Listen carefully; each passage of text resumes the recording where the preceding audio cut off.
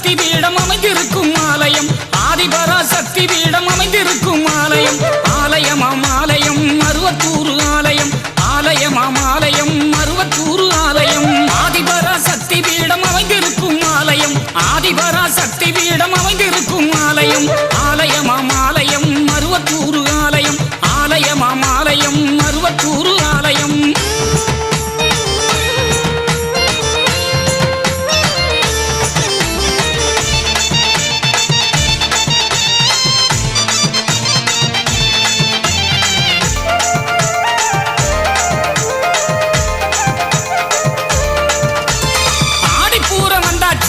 ஆனந்தமே வந்தாச்சு, ஆதிபரா சக்திக்கு தான் கஞ்சி காய்ச்சி ஊத்தியாச்சு.